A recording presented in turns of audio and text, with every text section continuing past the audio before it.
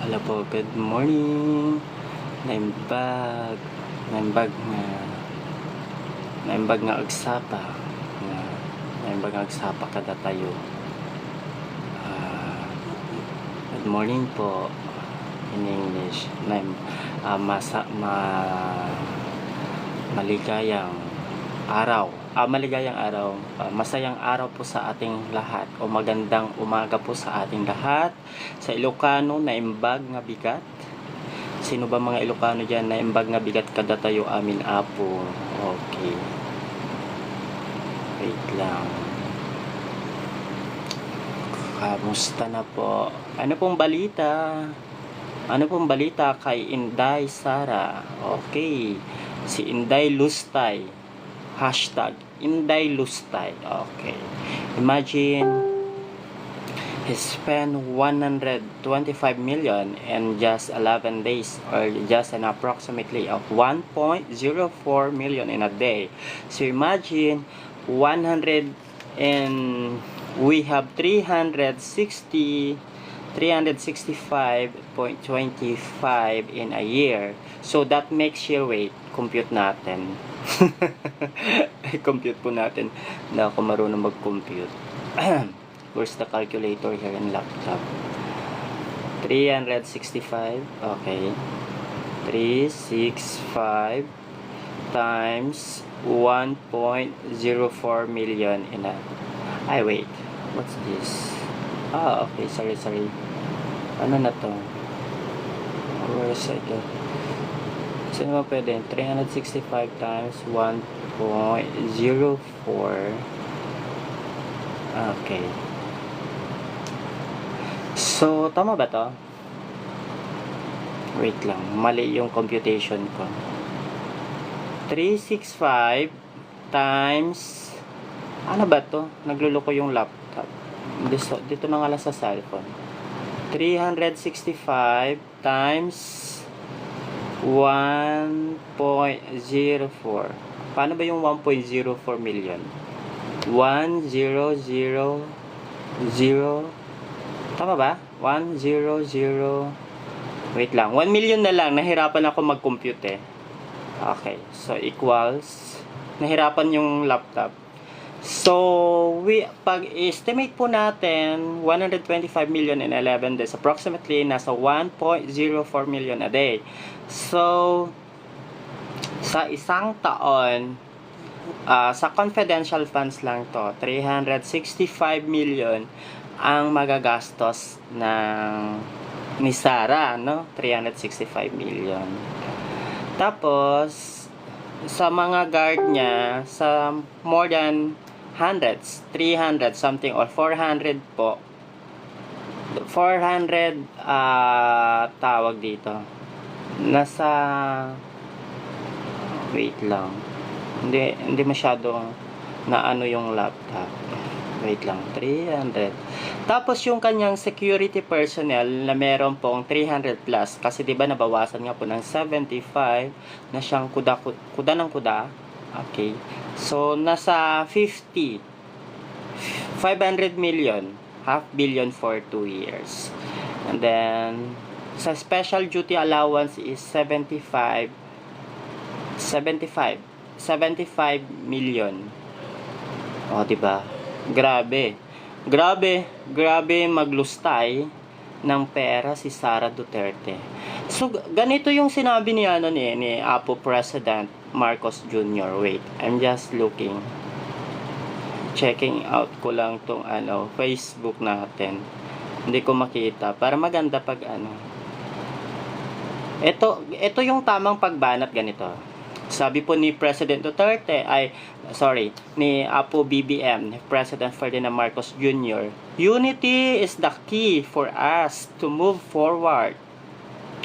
If we are spending our time, our resources, and our energy with opposing one another, for political means, then we have very little time, resources, and energy left for transforming our country into a better place, to transforming the lives of our people. 'Di ba ang ganda ng kanyang patama? this is for para sa bayan.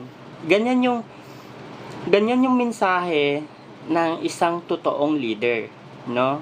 Ganito yung totoong mensahe ng totoong leader. Okay? It's not for personal gain. It's not for personal interest. Diba? Unity is the key for us to move forward. If we are spending our time, our resources, and our energy with opposing one another for political means, then we have very little time, resources, and energy left for transforming our country into a better place. So, dyan pa lang sa kanyang mensahe, makikita mo ang kanyang sinseridad na si Pangulong Marcos Jr. ay para sa bayan. Ginagawa niya yung bayan. Diba? Ginagawa niya ito para sa bayan, hindi for political gain. Hindi yung sinasabi mo na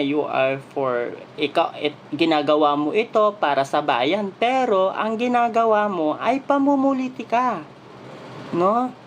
Diba? Ganun ang ginagawa ni Vice President Sara Duterte.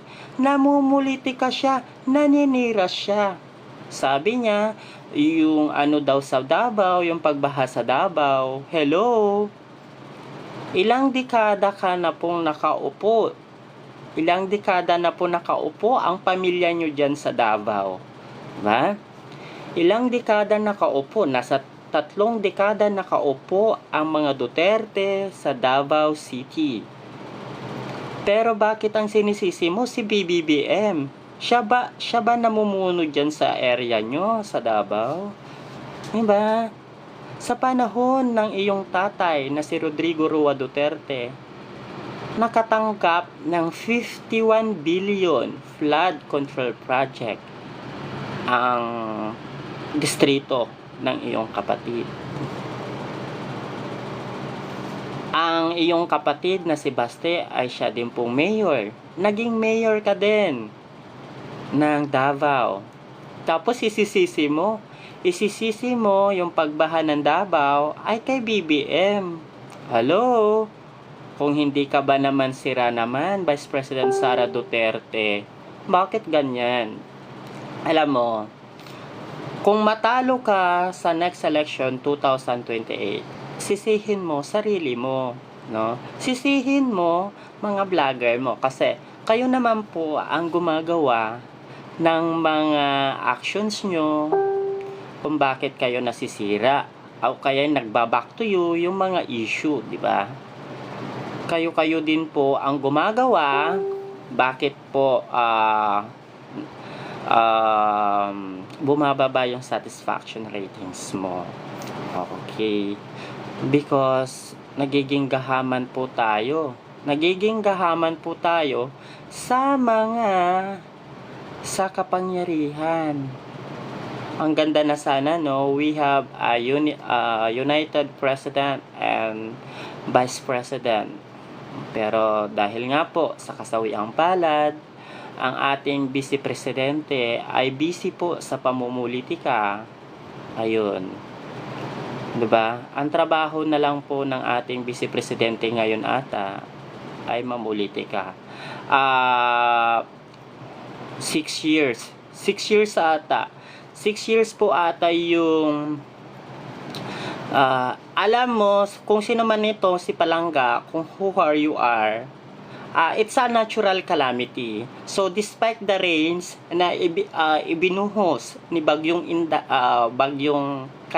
Karina and Habagat po. Pinagsama po kasi siya na bagyong Karina at ng Habagat. So mas according po sa weather reports po, no, o sa mga verified reports, mas malaki po ang inilabas o binagsak na tubig sa panahon ni Karina kaysa kay Ondoy.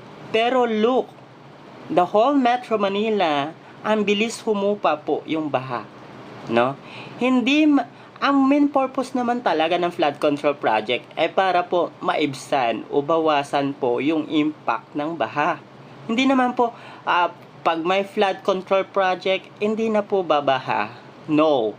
Meron at meron pa rin po impact nito.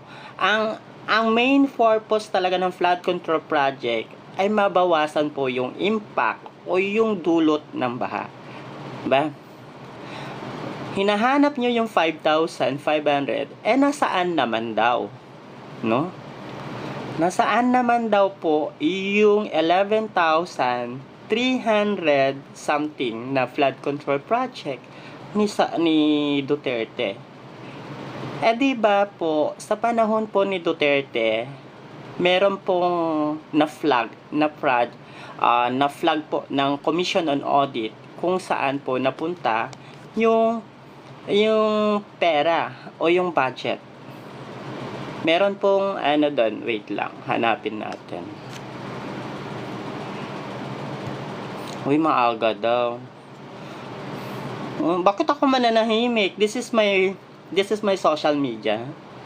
This is my content. Diba? At least, very wholesome yung atin. Hindi po kami naninira. Very wholesome po yung content po natin. We don't engage in using profane words when we are having a live. So, we don't use profane words.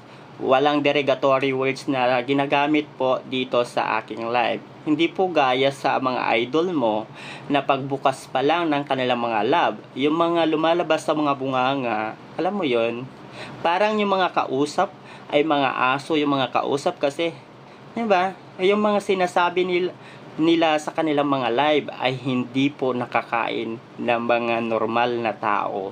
Kung normal kang mag-isip, hindi mo ma-appreciate yung mga ganong pananalita. Diba? Okay, so update po tayo sa Olympic Games Paris 2024.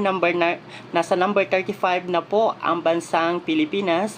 Ang kasalukuyan standing po natin ay nasa number 35. Dalawa pong gold and dalawa pong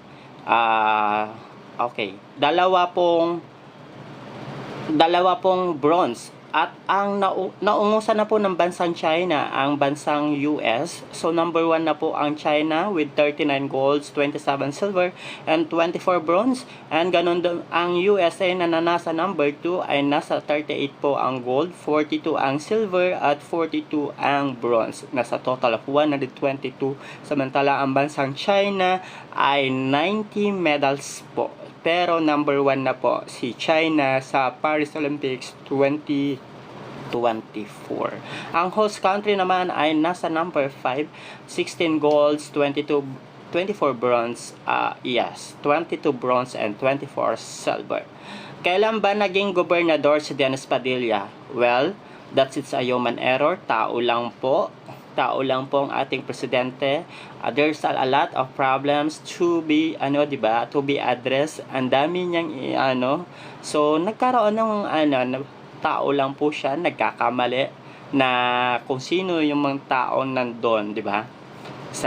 I think you are referring to President BBM when he made his speech in Pampanga event. Okay, so that's not a big issue.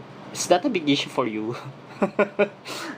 Wait, oh my goodness. Okay, so may lumabas dito na balita coming from the Manila Times. The China warns Philippines to stop infringement after earlier. So, we will open this one. From Manila Times. Ito po yung kanilang isang headlines today. Okay, so I will na lang. Kasi tamad ako magbasa. Ito. Beijing, China warned the Philippines on Saturday to stop infringement around a disputed reef in the South China Sea after the Philippines said one of its planes was harassed by the Chinese Air Force. We sternly warn the Philippines to immediately stop its infringement, provocation, distortion, and hype, the Southern Theater Command of the People's Liberation Army said in a statement, adding that China has indisputable sovereignty over Huangyan Island, Scarborough Shoal, and adjacent waters. Okay, so sa Scarborough Shoal, it's all about the West Philippine Sea pa rin. So, The West Philippine Sea. The term West Philippine Sea, una pong ginamit ito sa panahon ni Pinoy, no, okay, ng Administrasyong Aquino para po ma-establish yung West Philippine Sea, commonly known as the South China Sea. Okay, so yun po yung pinag-aawayan ng ating bansa, pinag-aagawan. Syempre, ang pinag-aano lang naman po ng ating bansa ay ang karapatan po natin sa West Philippine Sea na tayo po ang makinabang sa yaman po nito, hindi po ang ibang bansa. Kung makikita nyo po, okay, asa na ba yun? According sa 2016 arbitral, ano to? Wait lang, sorry, hindi ko maano. Arbitral ruling, ayan, UNCLOS. Ito po kasi yung sinasabi ng 2016 arbitral ruling.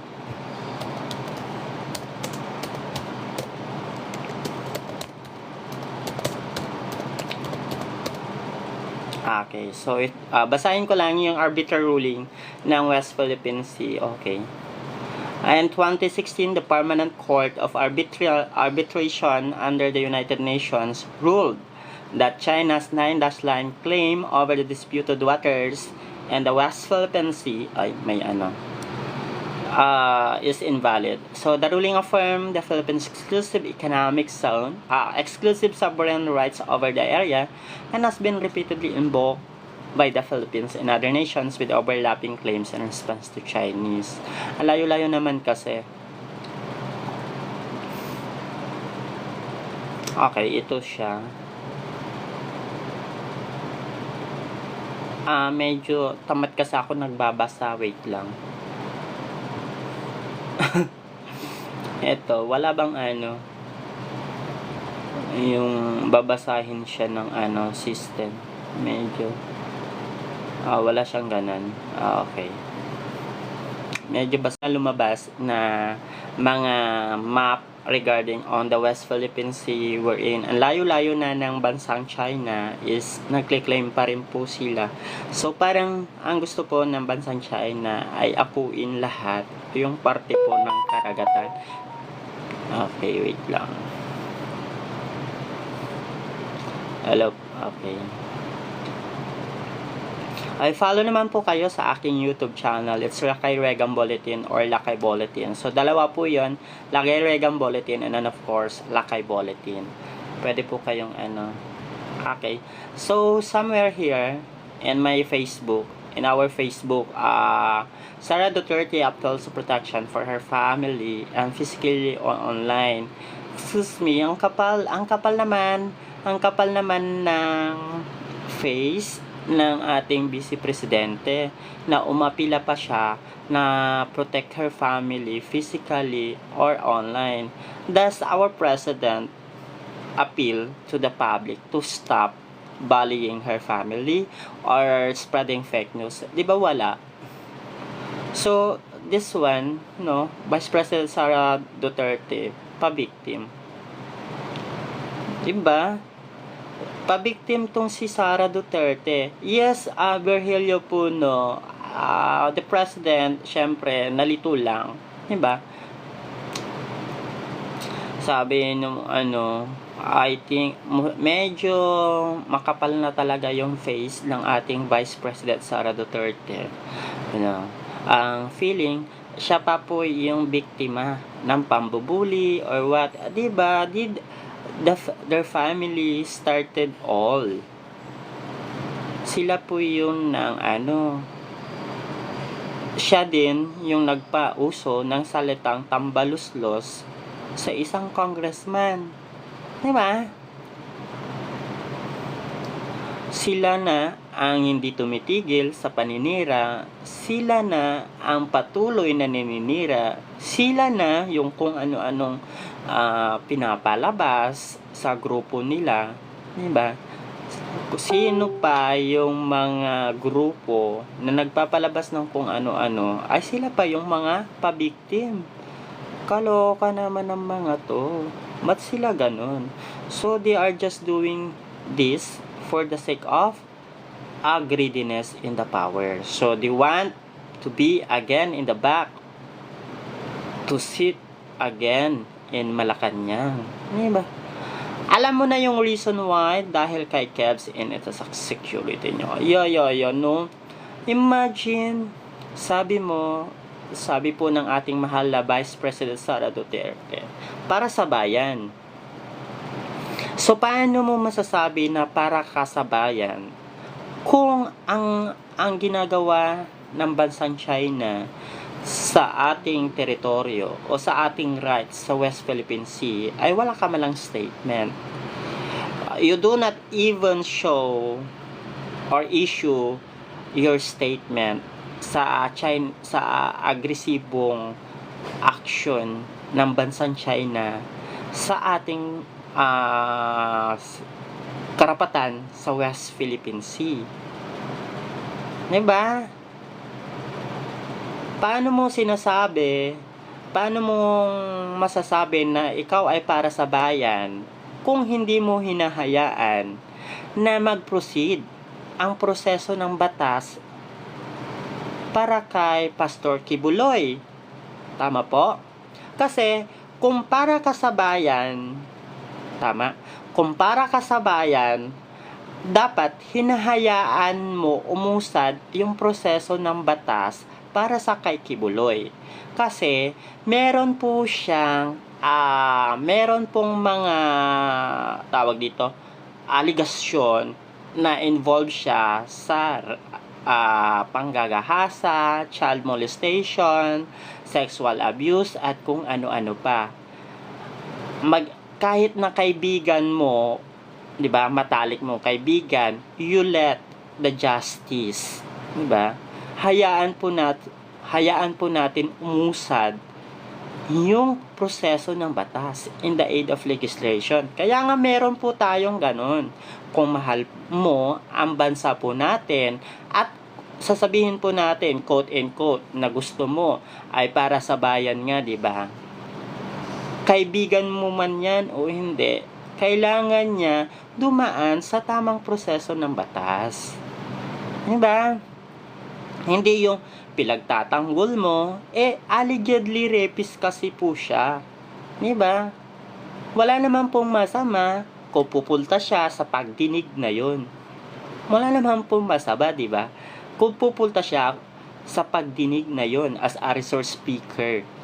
Tatanungin kung ano-ano yung mga ganito, 'di ba? Hindi yung sasabihin mo it's a political harassment. 'Di ba? Kasi kung para sa bayan ka, hinayaan mo sana si Pastor Kibuloy doon sa pagdinig ng Senado, kaso wala. Hindi ka para sa bayan, ikaw ay para sa kaibigan mo si Pastor Kibuloy, 'di ba? Sabi po ni Virgilio Puno, nasigaw ng Justice for Kids, but di nila mailabas at magamit sila ng Human Shield Justice pa more. Diba? Tapos ito pa. Sabi mo, nagkakaroon ng kakulangan sa ating kapulisan. Ba't kasi alam mo naman pala kulang ang bilang ng ating kapulisan? Pero, ang gusto mo, huwag nang bawasan ang iyong security. Alam mo ba, napakaswerte mo. Kasi nga, 'di ba, ang ratio ng ating kapulisan, ang isang pulis ang binabantayan ng isang pulis na tao ay 500 plus. 500 plus ang isang pulis. Pero sa'yo, may 75 ka po na pulis. Isa ka lang naman. So, considering na yung pamilya mo ay 500, di dapat isa lang, pero Vice President ka kasi. Okay. So, nangyari, kalabisan naman na yung 75 na po yan. Tapos, ikaw pa yung iyak na nagrereklamo po sa iyong seguridad. Hello, ikaw na nagsabi na nagkakaroon ng kakulangan sa kapulisan. Pero sarili mo mismo po, Vice President Sara Duterte, 'di ba? ikaw na po mismo nagsabi na meron pong kakulangan sa kapulisan. Pero sana, magboluntaryo na lang po tayo. Nabawasan po ang ating security. Diba? Maswerte ka nga, meron ka pag 75. O sa kabuuan, nasa 400 plus na nagbabantay. Hindi ko lang maintindihan, ano yun? Bawat ano po? Ilan? Bawat isang metro? Ganun po ba? Papalibutan yung buong bahay, ganun. Tapos maging sa CR meron. Ganun po ba yun? Nagtatanong lang ako kasi I don't di ko ma-imagine. Di ko ma-imagine po kasi na more than 400 security personnel ang meron po ang ating Vice Presidente. Di ba sabi po nila kasi, no, nababasa po natin na simple lang daw ang mga Duterte. So, I thought na yung bahay po nila is maliit lang. Diba?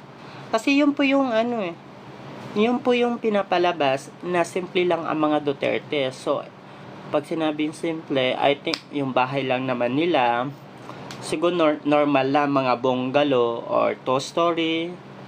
Unless, ang laki ng bahay nila, para po magkasya doon yung 400 plus na security personnel sa kanilang bahay. Diba? Saan nakaposting yung mga 400 security personnel? Diba? Ang dami. So, lahat ba yon? Sa sala meron din. Sa CR meron din. Ganun po ba yun? I'm just asking Nagtatanong lang po ako kasi I cannot imagine na you have 400 security personnel. Diba? Tapos, parang overcrowded. Parang napaka-crowded naman. Napaka-crowded naman yung yung I don't know. Yung bahay nyo. Ano ba binabantayan? Diba? Parang ang dami naman yung 400 plus. Tapos, nung binawasan ka ng 75, pinull out because kailangan nga po, may mga iba din pong nangangailangan na mga security for their seguridad. Nag-iiyak po ang ating mahal na BP. So, according po kay Secretary Larry Gadon ng Poverty Commission, sabi po niya na sumahod ng 500 million or almost half billion po ang security personnel ng Vice President Sara Duterte. Sa pasahod pala niya sa security personnel, nasa 500 million. So, ito ngayon, kaya lumabas yung word na #IndayLustay. Okay. So, that's it. Diba? Ang grabe, nakakaano lang po kasi na more than 400 security personnel, tapos nabawasan lang ng 75. Kasi nga po, 'di ba, sabi, nagkakaroon po ng pagkukulang sa kapulisan. Nag-aano ka, pero ito ang ginagawa mo para sa sarili mo. Di mo na imagine ng isang pulis ay 500, one pulis ay bilabaltayal ay 500 na tao. Samantalang ikaw at ng pamilya mo, kung ano man, ang babaldayal sa area mo. Sub-LT5 plus yung iba pa po, nasa more than 400 plus na po. Hindi po natin alam na kung gaano po kasimple ang pamumuhay nyo. Kasi nga po, di ba, sabi po ng mga ibang vlogger na napakasimple po ang pamumuhay po ninyo. So, how come na naging masimple ang pamumuhay nyo kung meron po kayong more than 400 plus na security personnel? Kala ka ba simple lang po tayo? Diba? Yun po yung problema po natin. Instead po na you're helping our government and addressing the pressing problems of our country, nandito ka, inihila mo, you're pulling down our country. no? Andito ka, kumbaga, ito po ang gobyerno po natin. You keep on trying our country. Ayaw mo makita na ang bansa po natin ay nagiging maganda sa pamamalakad ng ating mahal na Pangulo, Pangulong Marcos Jr. Kasi, ang iniisip nyo po kasi, once po na nagandahan ang mga mamamayan sa ginagawa ng Marcos, gusto pa ng taong bayan na ang islukluk muli sa pwesto ay mga Marcos. Kasi, lalabas po kasi na walang silbi yung walang silbi ang nagawa ng iyong ama. Parang gano'n na, my own aking pag-analisa, ayaw nyo po na makita ng sambayan ng Pilipino na sa panahon ng mahal Pangulong Marcos Jr. ay gumanda at napaganda ang ekonomiya ng ating bansa. Sa panahon ni Marcos Jr. ay lumago ang ating ekonomiya. So ayaw nyo po na ganon. Ayaw nyo po. Tama po ba, Vice President Sara Duterte, na ganon ang isip nyo? Ayaw nyo makita ng sambayan ng Pilipino na sa panahon ni Pangulong Marcos Jr. umangat ang ating bansa. Kaya po, patuloy po ang inyong pagtirada kasi iniisip nyo yung personal interest po ninyo. Iniisip po natin na nagustuhan ng sambayan ng Pilipino, wala na pong Duterte ang makakaupo sa national. No? Kaya panay tirada po ninyo sa ating gobyerno at sa ating mahal na Pangulo. Yung presyo ng bigas, yun na lang po yung sinasabi nyo po. Alam nyo po,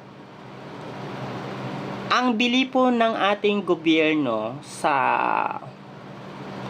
ano po tawag doon, yung butil, palay, okay, nasa 30 pesos. Sa 30 pesos po nabili ng ating gobyerno sa mga magsasaka, masaya po ang ating magsasaka kasi hindi po sila lugi. Hindi po lugi ang ating magsasaka sa gobyerno. So, nakikita nyo po, masaya po ang ating mga magsasaka sa ganong presyohan. Kasi hindi po sila lugi.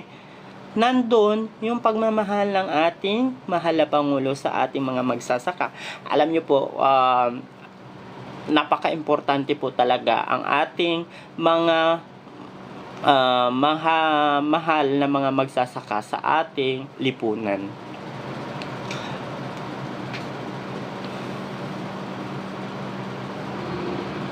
Ano po yun? Excuse me po, Maximus, wala naman po naninira kay Duterte. Imagine, kaupo pa lang po ng ating mahal na Pangulo. Hindi ko po natin alam, no, we are not directly saying na they are involved, yung pamilya na to, sa paninira sa gobyerno. Kaupo pa lang ng ating mahal na Pangulo, may pasabog agad. Diba? Ay, ganun po talaga. So, wala po naninira sa Duterte. We keep, kami po, as a pro-government, tayo po na Pilipino, tayo po na naniniwala sa kakayahan ng gobyerno, ay pinagtatanggol lang po natin ang gobyerno dahil po para sa bayan. Para po sa mga gaya po naming naniniwala sa kakayahan ng gobyerno, naniniwala sa vision ng ating gobyerno, na pagandahin ang bansa po natin. So what you are doing, mga Duterte supporters, you keep on hila ng ating bansa para mapasama ang imahe ng bansa.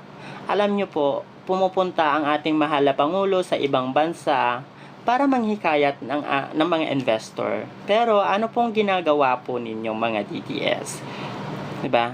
Pinapapangit nyo ang imahe ng ating bansa kung ano-ano ang ginagawa nyo kung saan-saan kayo pumupunta sa airport at kung ano-ano tawag doon, pumunta kayo doon, alam nyo kung nasaan yung mga daga, alam nyo kung nasaan yung mga surot, di ba? Ay.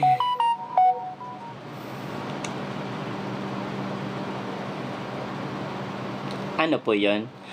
Maximus, nasa Senado po si nasa Senado po si Bongbong Marcos, even without Duterte. Nanalo po nakapasok po sa national si Marcos at saka si Amy, even without Duterte. Tama po ba? Tama po, Maximus. 'Di ba? Sino po nauna sa national government?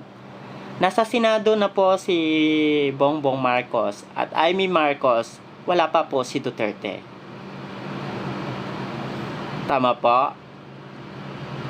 And hindi naman po hindi naman po nag-declare ng suporta si Rodrigo Roa Duterte kay Pangulong Bongbong Marcos. 'Di ba? Siniraan pa nga ito na meron tayong adik. 'Di ba? Kaya excuse me, sa nangyari pa lang po na rally nyo po, DDS rally, sa yesterday ba yon? O nung Friday. Ilan ba yon? May 32 million ba doon na pumunta sa rally nyo po? Diba? Yun lang naman po eh. Sabi nyo po, kayo po yung nag-angat. Ang tanong, si Bongbong Marcos at Amy Marcos, nasa Senado po sila. Sila ba, ang mga Duterte po ba ang nagdala sa Senado? That's a very good question. Ang mga Duterte po ba ang nagdala sa mga Marcos sa Senado? Wala pong sinungaling dun, sir. Just a question. Ang mga Duterte po ba ang nagdala sa mga Marcos sa Senado? Maximus, tinatanong kita, ang mga Duterte po ba ang nagdala sa mga Marcos sa national seat? Sila po ba ang nagdala sa mga Marcos sa Senado? Oh, come on. Yun po yung sino po ang nasa Senado? Nandun na po ang mga Marcos sa Senado, wala pa pong Duterte. Nandun pa po sila sa Davao. Diba? Alam nyo po, ang tanong po dyan, politics is an addition. Diba? Politics in addition. So that's it. Nasagot na po kita. Kaya po sila pumunta po sa Davao. Ay nga, politics is an addition. Diba? The more allies, the more your chances of winning. Nasagot na po kita. Gianna Perez. The more political allies, the more chances of winning.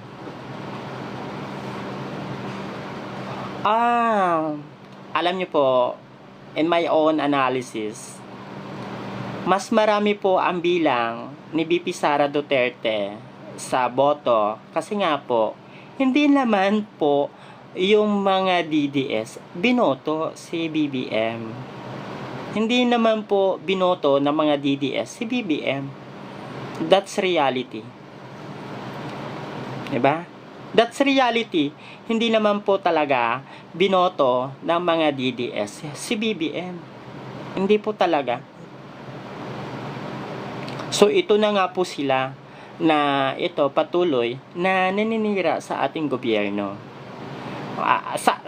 Kung naniniwala po kayo na si Sara Duterte po ang nagdala kay Pangulong Marcos Jr., di sana wala na pong mga planong destabilization, wala na pong planong pag-aagaw ng pwesto, di ba?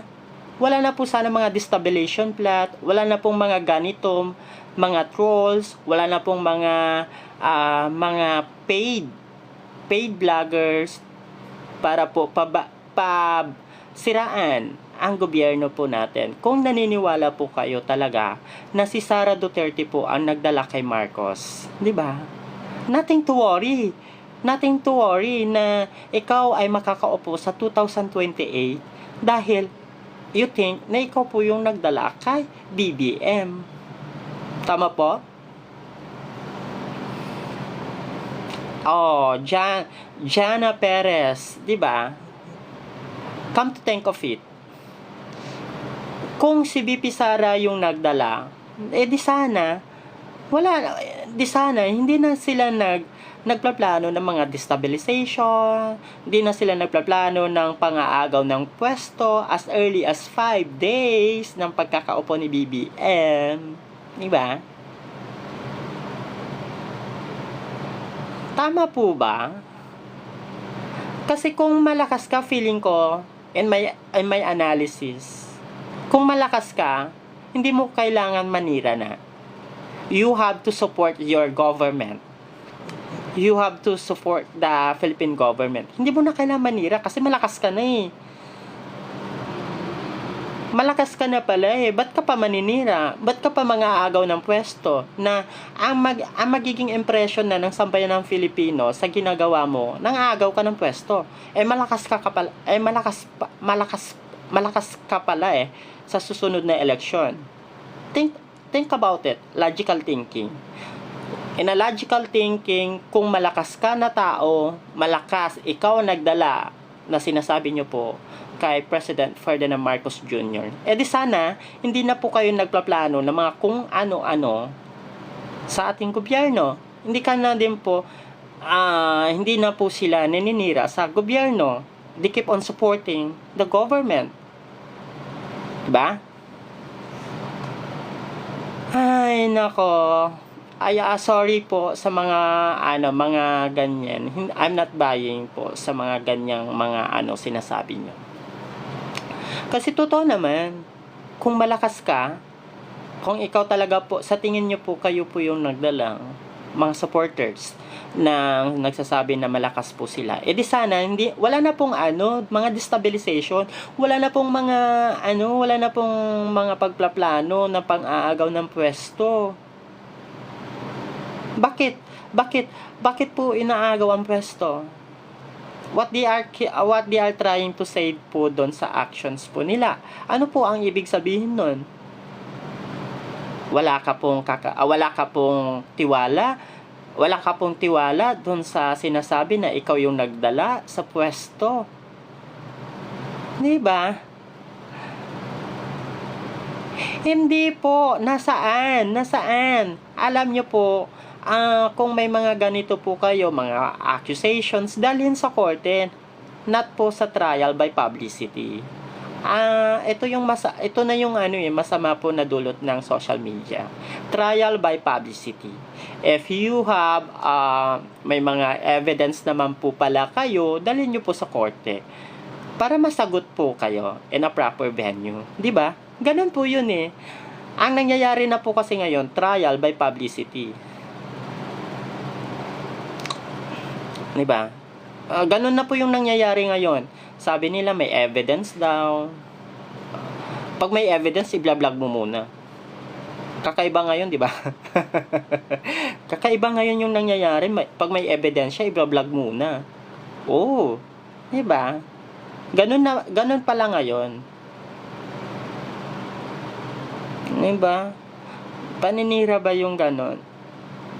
Yes, definitely. Kasi if you have enough evidence, dalhin mo sa ombudsman, dalhin mo sa Court of Appeals, dalhin mo sa korte ng Supreme Court. That's the proper venue. That's the proper venue po. Korte Suprema, mga korte. Hindi po sa pagblablag. Anong purpose mo? Bakit ka nagblablag? Sabihin mo may ebidensya ka. May ebidensya ka pero blinag mo muna. Excuse. Ano nga po yung katotohanan? kung may katotohanan, edi dalhin po sa korte. Di ba? Ano pa ginagawa nyo? It's a trial by publicity. Sabi nyo, meron po kayong mga evidence. O, ba't di nyo dalhin sa korte?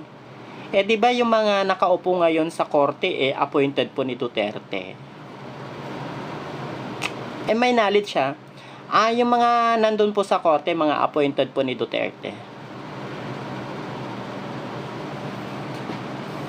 Tama po? Kasi kung meron kang ebidensya, edi dali mo na sa korte. Maganda nga yun kasi, di ba, nandun, ang mga nakaupo po doon ata sa Supreme Court ngayon, mga appointed pa ni Duterte. O, di panalo na kayo doon. Di ba? Uy, anong alam ko dyan? Andito lang ako, simpleng tao lang ako. I do personal vlogging as an additional source of income kasi if you are monetized like YouTube, Facebook, yun. Normal na tao lang po din ako, gaya po ninyo. So, wala ako alam sa sinasabi mo. Diba? Normal lang din po ako na tao. O, yan. I have also my work. Nasa work din po ako. O, tingnan nyo yung ano. O, nasa work po ako.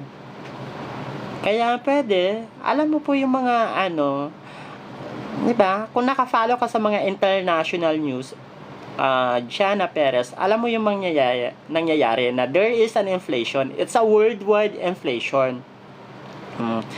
Siyempre, tumataas yung value ng dollar. So, siyempre, tataas yung presyo ng mga serbisyo because po, humina yung ating peso. Pero sa ibang banda, masaya naman po ang ating mga overseas Filipino contract workers. Kasi po, tataas yung halaga ng ipapadala nila sa pamilya po nila. And knowing na ang napakalaking contribution po sa ating GDP, yung remittances ng ating mga kababayan, OFW. Okay? So, kung tumaas po ang halaga ng piso, ibig sabihin, pag tumaas ang halaga ng dollar, ang ibig sabihin, bumagsak ang ating ekonomiya. So, bumababa yung halaga ng ating peso. Pero, sa kabilang banda, pag tumaas po ang halaga ng dollar, masaya po ang ating mga kababayang OFW. So, may pros and cons po nangyayari. Kasi po, ang ating mga OFW, mas mataas po yung halaga na maipapadala nila sa pamilya po nila. So, ito naman pong remittances na to, siya pong nagpapataas ng ating GDP. Okay.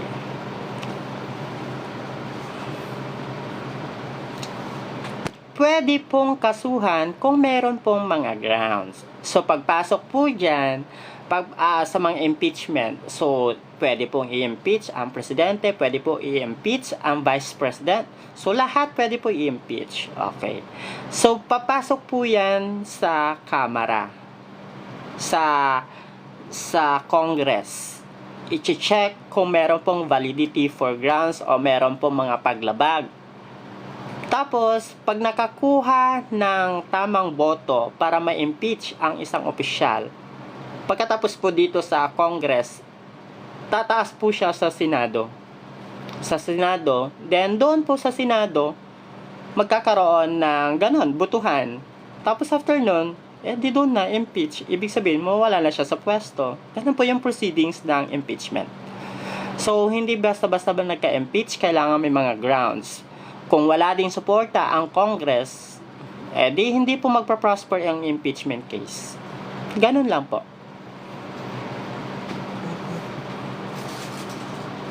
O, diba? Hindi mag-aano talaga, hindi po magpa-prosper.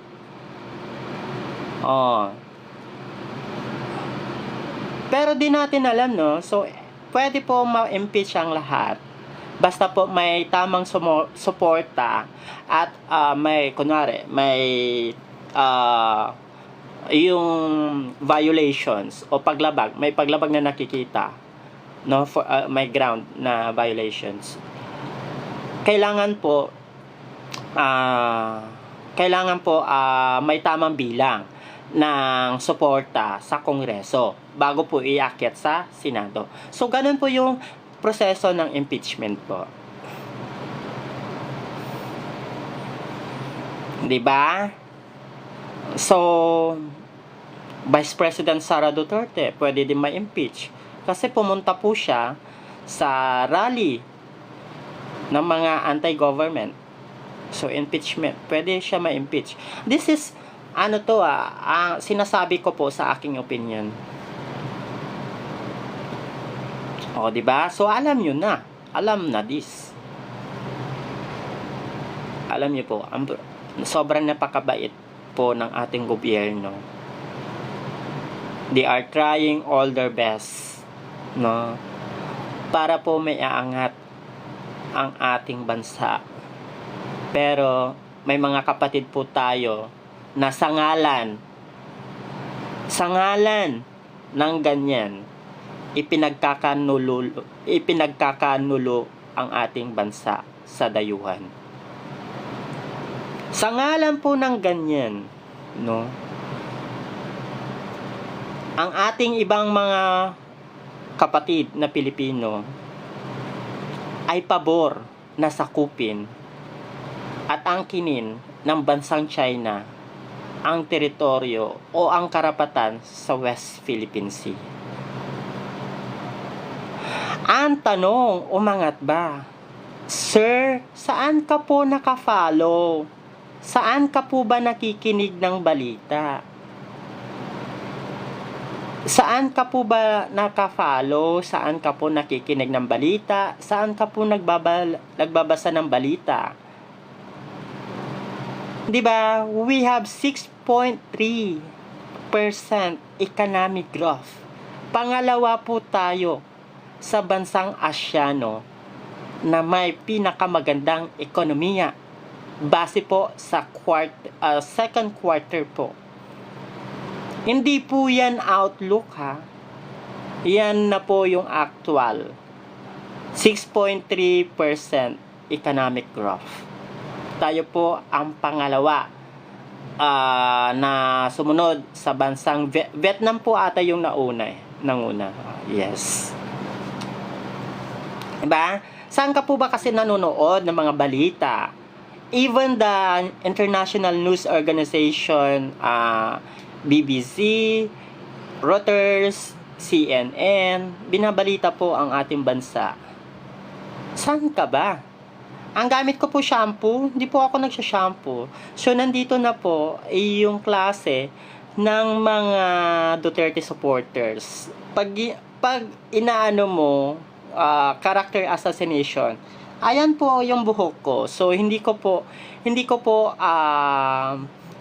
siya ikinahiya kasi yan po yung binigay sa atin ng nasa taas.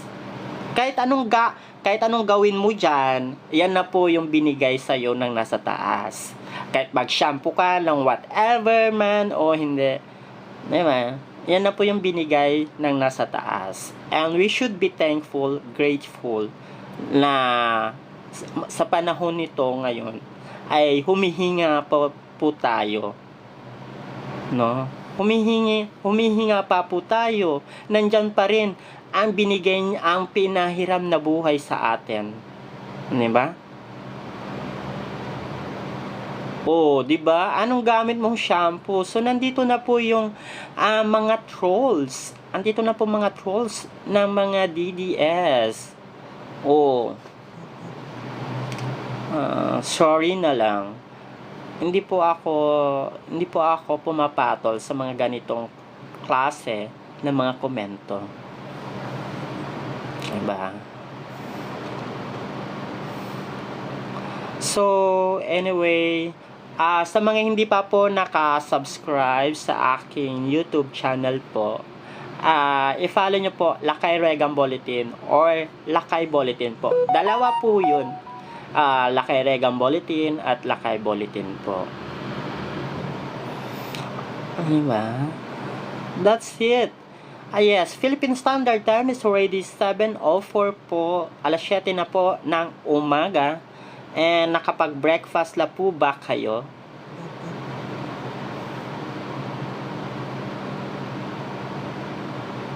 Ayan.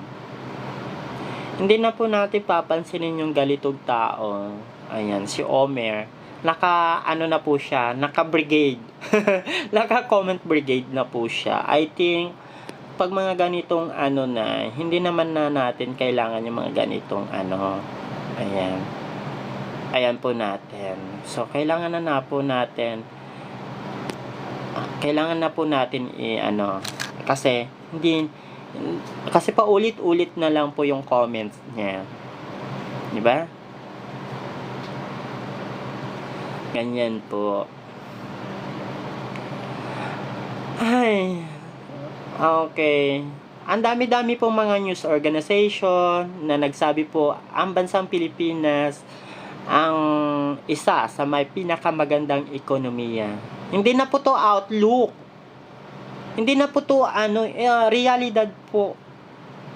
Kaya lang, 'di ba, meron nga pong mensahe ang ating mahal na Pangulo na walang silbi ang ganito kung hindi naman po maramdaman ng ating mga major population.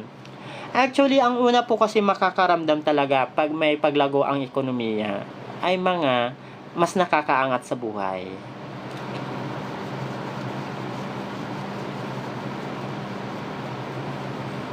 Oy, you are very well, mga DDS po, mga DDS supporters, you are very welcome to comment naman po sa aming mga sa aking social media account. Pero make it sure naman po na iwasan po natin ang pagko-comment ng mga profanity, no? Yung mga salitang hindi po nakakain ng mga aso, 'di ba? Kasi po tao po tayo. Okay, wag po nating kalimutan na tao po tayo. Hindi po tayo mga hayop. Okay? You are welcome to comment. You are welcome to share your opinion and views po sa Lakay Regang Bulletin. But please, pakiusap po. Wag po tayong magmura. Wag po tayong gumamit ng mga hindi kanais-nais na salita po. Diba? Wag po tayong pumatol, wag po tayo gumaya sa mga DDS supporter na asal hayop, asal kalye, yun. So, free naman po kayo mag-comment mga DDS dito sa aking account. Kahit sa Facebook, kahit sa YouTube, you are free. Pero wag po natin kalimutan yung pagiging asal tao po natin. So, yan lang po ang aking kahilingan po sa inyo. Pag kayo naman po nag-comment, maging asal tao pa rin po tayo. Wag po kalimutan na tao pa rin po tayo. Kahit ano man po ang ating political affiliations, ano man ang ating mga political views, lagi po natin isipin na tayo po ay tao pa rin po. Huwag po nating kalimutan na tayo ay tao. Hindi po tayo hayop. So, maging makatao pa rin sa ating mga komento. Iwasan po natin ang paggamit ng mga salitang hindi po kaaya-aya. So, yun lang po. So, mga DDS supporter, you are welcome to comments po. As long as naman po, may katuturan ang inyong mga pinagsasabi. Wag lang po magkaroon ng karakter, mga asal hayop nga po. Yun nga po, mga pagmumura. Wag lang po natin gamitin po yun. Okay? Ayan, it's already August 11 po ngayon, 7:08 na po. Nakapagsimba. Pagkatapos nyo po dito magsimba po tayo.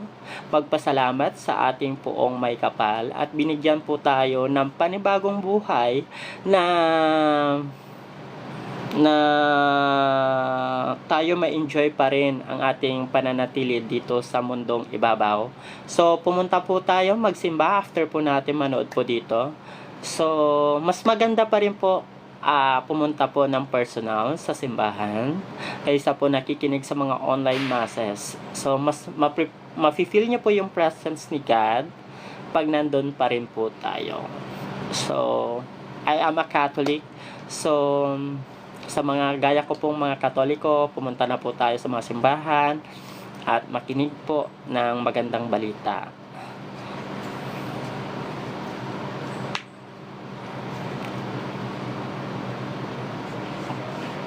Ayan po. Please, minsan hindi po ako nakakaintindi ng mga salita. Ano po yun? Ayan. Ayun nga po. What I want is to respect your views, opinions. Kaya I'm letting po na you are free and commenting here. But what do you call this one? I'm appealing to all po na please refrain from using derogatory words or profanity po sa mga comments po ninyo. Yun po, maging makatao pa rin po tayo. Huwag po tayo maging asal hayop kahit na magkakaiba po ang ating opinion sa mga iba't iba pong bagay. Okay po? Ayan po. Ayan. Maganda naman po at nakapagsimba po na po ang lahat. Share the good news or ang magandang balita na napakinggan sa ating mga pare, no? And hopefully lahat po ng mga netizen ay nakakapag-share ng mga magagandang balita mula sa salita ng ating Panginoon, no? So 'yon po. So hindi po natin kailangan makipagpatayan o kung ano-ano pa. Be good vibes always, even though we have different kinds of views and opinions to other issues. So, yan. Thanks to all who are watching. Please subscribe to my YouTube channel, Lakay Regan Bulletin and Lakay Bulletin po. Ganon din po sa aming Facebook, Lakay Regan Bulletin, Lakay TV, Lakay Online TV, WhatsApp Pinas, Lakay Bulletin, Lakay Regan Bulletin 2.0, Lifestyle natin to, and of course, Romel Dakpano Vlog, and of course, my personal account, Romel Dakpano, which have a profile picture of with me and First Lady Lisa Marcos, and my profile picture and others is Romel Dakpano and House of Congress. Thanks for watching and God bless to all. Goodbye po. Thanks to all.